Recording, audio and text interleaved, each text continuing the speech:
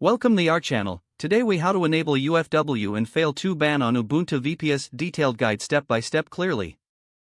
Begin by accessing your Ubuntu VPS through SSH. Use your terminal or an SSH client to connect to your server. Once connected, log in with your username and password.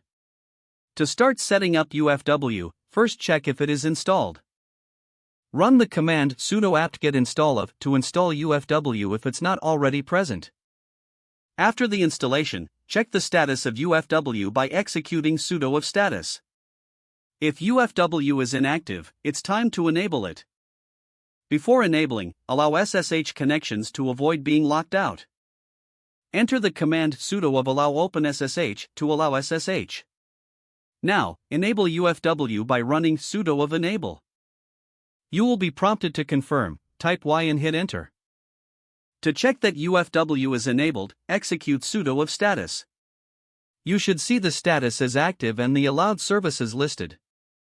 Next, we will install fail2ban for added security. Start by running sudo apt-get install fail2ban.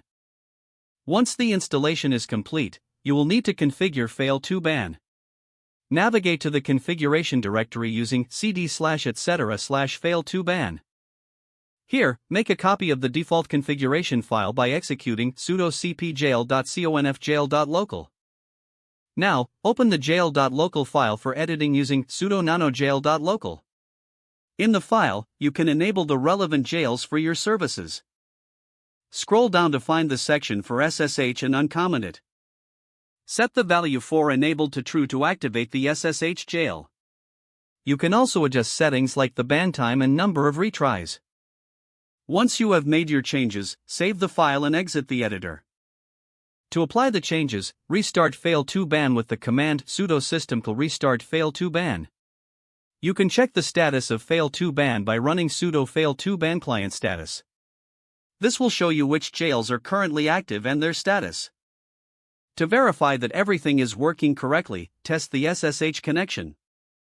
Don't forget to like this video and subscribe to our channel for more step-by-step tech guides.